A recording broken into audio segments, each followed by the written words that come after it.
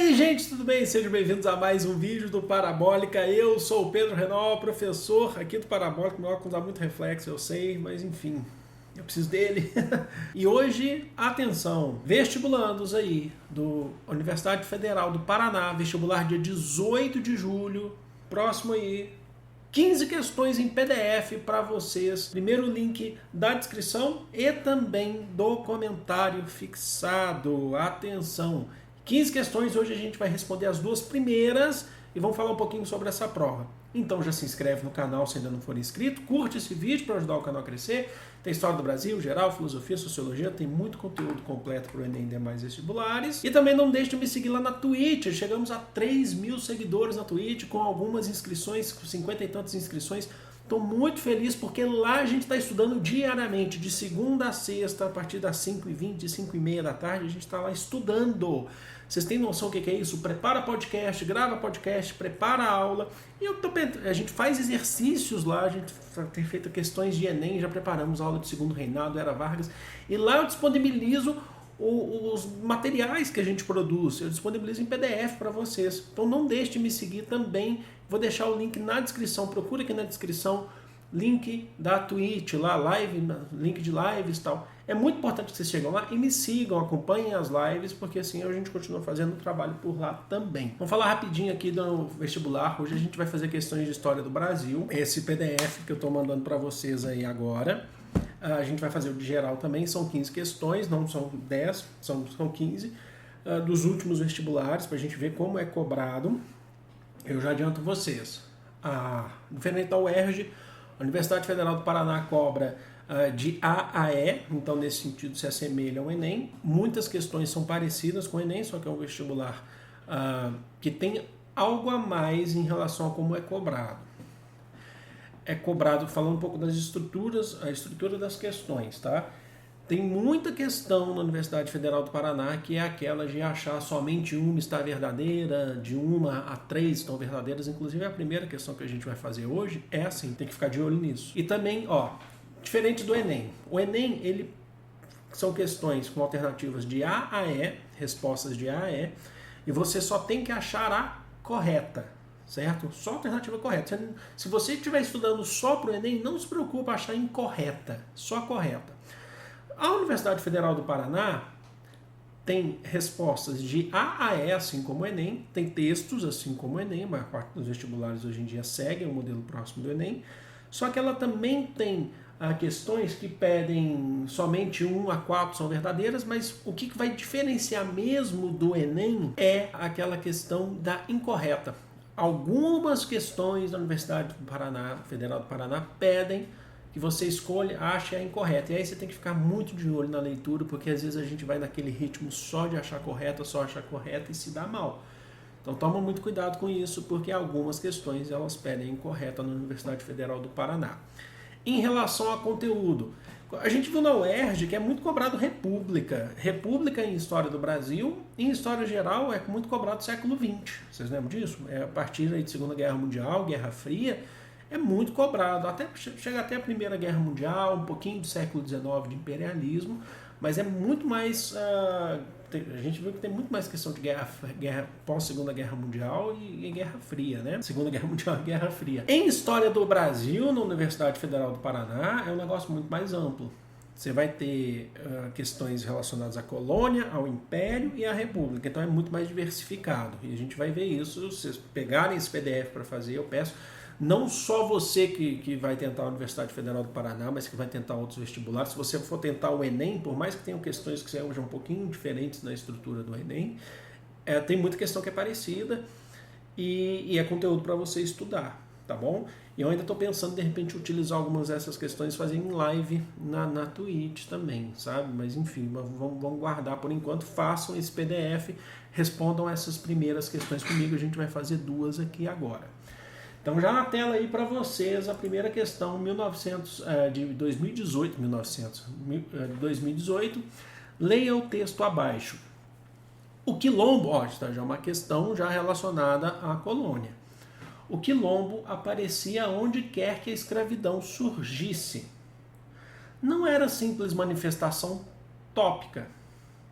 Muitas vezes surpreende pela capacidade de organização, pela resistência que oferece, destruindo parcialmente dezenas de dezenas e novamente aparecendo em outros locais, plantando a sua roça, constituindo suas casas, reorganizando a sua vida social e estabelecendo novos sistemas de defesa. O quilombo não foi, portanto, apenas um fenômeno esporádico. Constituía-se em fato normal dentro da sociedade escravista. Era a reação organizada de combate a uma forma de trabalho contra a qual se voltava o próprio sujeito que a sustentava. O que quer dizer essa parte final aqui? É uma reação organizada de combate a uma forma de trabalho. Eles são contra uma forma de trabalho contra a qual se voltava o próprio sujeito, o próprio escravo contra a escravidão. Agora é ex-escravo, a partir do momento que ele entra no quilombo.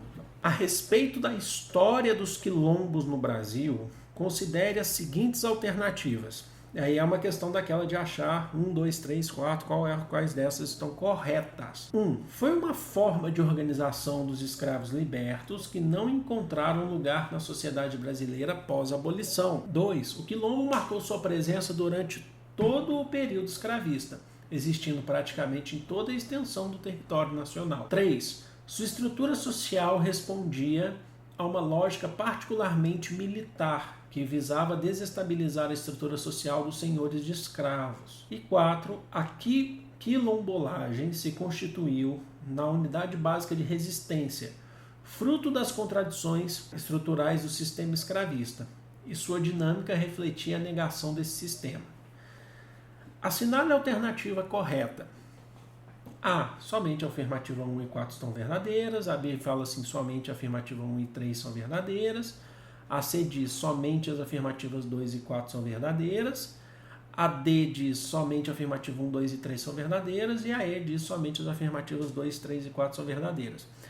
Vou fazer o seguinte, ao invés de eu chegar para vocês e falar qual que é a alternativa correta, vamos olhar de novo os 4 pontos e aí a gente fala se é verdadeiro ou falso. Aí a gente vê qual que é a resposta. Nesse tipo de questão, acho que é mais interessante fazer assim, acho que é muito mais prático, dinâmico e até mais seguro fazer assim.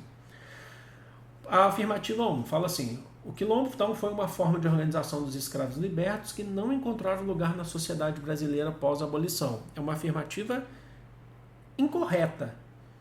Por quê?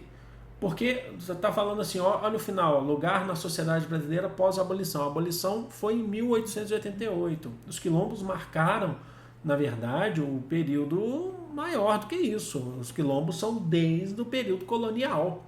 Não é pós-abolição. Pós-abolição, você continua tendo as sociedades quilombolas, os quilombos enquanto forma de organização que é importante, tá? Mas em relação ao período histórico, eles não são pós-abolição necessariamente, eles constituem durante o período colonial, durante o período escravista no Brasil. Deixa eu ver se o texto, inclusive, fala alguma coisa.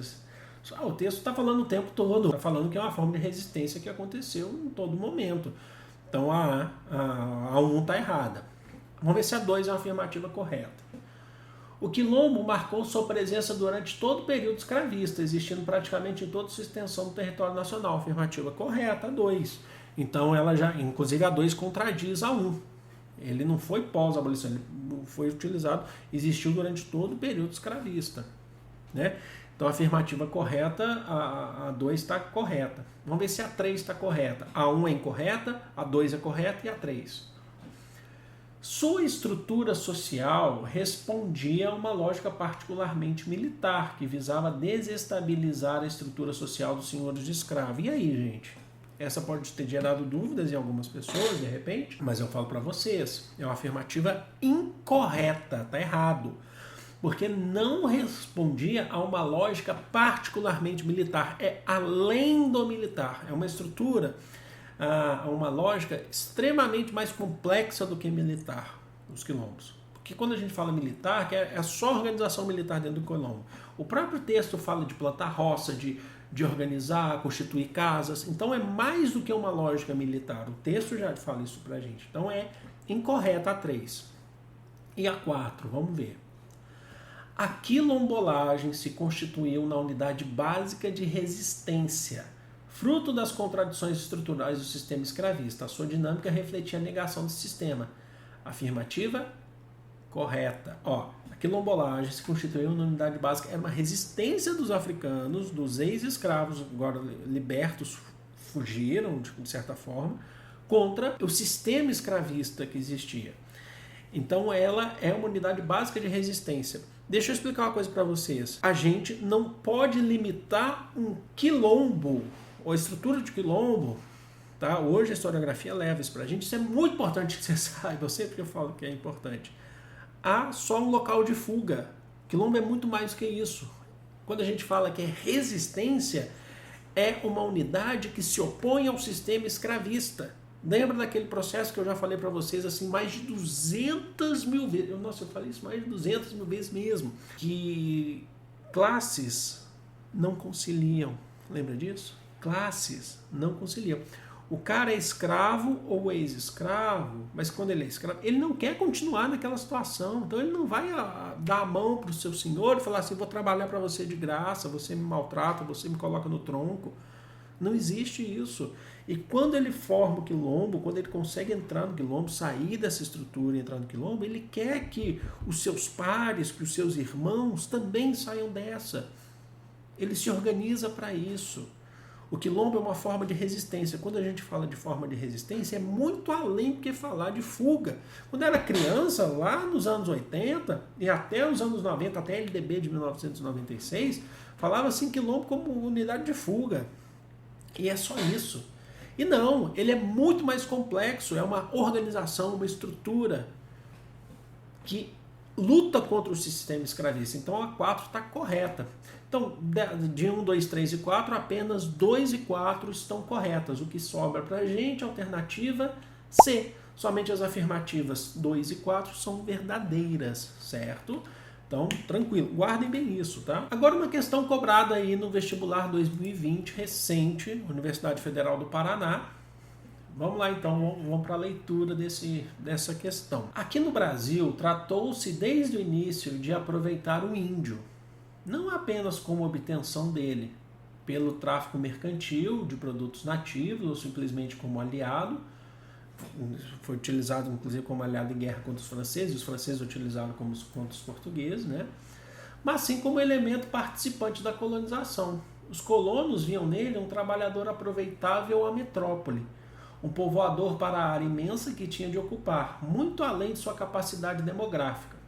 Um terceiro fator entrará em jogo e vem complicar os dados do problema, as missões religiosas. Então está falando assim, o índio não apenas para a obtenção dele, mas o tráfico mercantil de produtos nativos, de utilizar os produtos dos nativos, ou simplesmente como aliado em guerra, como eu citei o caso aqui de Portugal e França, né, na guerra. Mas como elemento participante da colonização, aí fala que vem um terceiro ponto, que são as missões religiosas, né?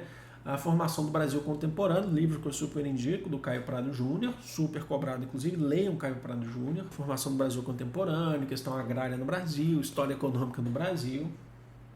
Vamos lá, gente. Baseando-se no trecho acima sobre o trabalho indígena no Brasil colônia, assinale a alternativa correta, baseando sobre o trabalho indígena no Brasil colonial. Sobre a alternativa correta agora. A. Os indígenas serviram como um elemento ativo e fundamental na colonização da região Nordeste, enquanto na região Centro-Sul a mão de obra foi utilizada de maneira escassa. B. Os jesuítas segregavam os indígenas em aldeias para evitar a escravização da mão de obra nativa durante a colonização portuguesa. C. Esse é aquele tipo de questão que muitos aí eu sei que vão falar assim, ou se não vão falar, pelo menos no chat ou nos comentários, vão falar assim, a Universidade Federal do Paraná é conteudista. E aí eu já quero até abrir para vocês, tudo é conteúdo. É porque às vezes a gente fica, que está cobrando especificamente um conteúdo, mas tudo é conteúdo de fato. É conteudista porque tudo é conteudista de fato, tudo você precisa saber do contexto, por isso a importância aqui de estudar história com o professor Pedro Renaud do Parabólica. C. Os colonizadores espanhóis, ao contrário dos portugueses, não utilizaram a mão de obra indígena, constituindo uma sociedade baseada na colonização de povoamento. D. O tipo de trabalho executado pelos indígenas era bastante rudimentar e a dependência da metrópole em relação a essa mão de obra provocou atraso econômico e cultural para a colônia brasileira. Com o início do tráfico de escravos africanos, a mão de obra indígena deixou de ser utilizada no processo de colonização. Tem que contextualizar, tem que saber bastante aí, para não cair nas chamadas pegadinhas. Já vou falar a alternativa para você. Primeiro vou ler o enunciado de novo, para pedir o que se pede, para saber o que se pede mesmo. Baseando-se no trecho acima, sobre o trabalho indígena no Brasil, colônia, assinale a alternativa correta sobre o trabalho dos indígenas no Brasil, colônia. A alternativa correta é B de bola. Os jesuítas segregavam os indígenas em aldeias. Essas aldeias são as chamadas as missões jesuíticas. Eles colocavam os indígenas lá, onde eles iam aprender o catolicismo, iam ser cristianizados, e eles trabalhavam lá dentro. Eles constituíam a formação do trabalho dentro das aldeias dos jesuítas. Tá? Não como escravização feita pelos colonizadores, mas ainda assim havia uma forma de exploração ali dentro. Para evitar a escravização da mão de obra nativa durante a colonização portuguesa. Então, os aldeamentos jesuítas, você tem espalhados aí pelo Brasil, você tem isso muito forte, inclusive, na região sul do Brasil, inclusive, os jesuítas colocavam lá os indígenas, faziam toda a catequese desses povos indígenas e eles trabalhavam lá com os jesuítas. Vamos lembrar que aí é uma grande treta que acontece no período do governo geral, que começa essa treta quando os jesuítas chegam, quando o Antônio de Nóbrega, o padre, né, o jesuíta Antônio de Nóbrega chega junto com Tomé de Souza, depois vem José de Anchieta, aí tem o bispo o Fernando Sardinha que briga, inclusive com o filho do Duarte da Costa, que é o segundo governador geral. Fernando Sardinha, inclusive, volta para Portugal para prestar explicações, que ele criticava o filho do Duarte da Costa de tratar mal a população indígena e a população de Salvador. E aí sua caravela naufraga e ele é devorado, dizem que ele é devorado pelos índios caetés. Mas os jesuítas criticavam, falavam assim, a gente vai transformá-los em cristãos, eles vão aderir ao cristianismo, não dá para escravizá-los, né? Eles têm que ter um outro tipo de trabalho, a gente está aumentando o poder da igreja. Os jesuítas pensam, é a função dos jesuítas enquanto obra não é que surgiu na Contra-Reforma, é até um pouco antes do Concílio de Trento, mas ele se adere, é uma obra da Contra-Reforma de conquistar novos fiéis pelo mundo, a Contra-Reforma católica. Então eles faziam essas críticas, né? E continuou tendo escravização dos indígenas, os bandeirantes faziam isso muito, e brigaram, inclusive teve uma revolta, a aclamação de Amador Bueno, que foi uma briga entre os jesuítas e o governo português contra os bandeirantes, que os bandeirantes queriam continuar escravizando povos indígenas, porque era uma mão de obra mais barata do que comprar, por exemplo, pessoas escravizadas advindas da África. Por que as outras estão erradas? É importante que a gente veja isso. Diz assim, os indígenas serviram como elemento ativo fundamental na colonização da região Nordeste, enquanto na região Centro-Sul sua mão de obra foi utilizada de maneira escassa. Não, foi muito utilizado na região Centro-Sul. Esse caso, inclusive, que eu citei para vocês dos bandeirantes é que o Brasil, Norte, Sul, Nordeste e Centro-Sul. É uma região, dentro da região Centro-Sul, tá bom? Então a está errada, inclusive utilizando esse exemplo que eu dei agora. A C diz assim, por que ela está errada? Os colonizadores espanhóis, ao contrário dos portugueses, não utilizaram a mão de obra indígena. Aí que é mentira. Utilizaram até mais do que os portugueses. Até mesmo porque se vocês lembrarem, quando a gente fala em América Espanhola, foi utilizada a própria mão de obra que os próprios indígenas utilizavam, que era a mita, que é a mão de obra indígena nas minas de prata e de ouro, principalmente dos incas, onde se constituía um chefe local. Ele fazia um sorteio de um grupo de trabalhadores indígenas, um chefe local indígena, fazia um sorteio de um grupo de trabalhadores indígenas que passavam lá meses, se eu não me engano, 4 meses dentro da mina, extraindo metais preciosos, e eles eram explorados pelo próprio chefe indígena. O que os espanhóis fizeram foi manter esse tipo de trabalho. Eles tinham que ser sorteados e eles passavam 4 meses por conta das doenças pulmonares, mais que isso eles não podiam passar. e os espanhóis pegavam parte do lucro do que esse chefe local fazia.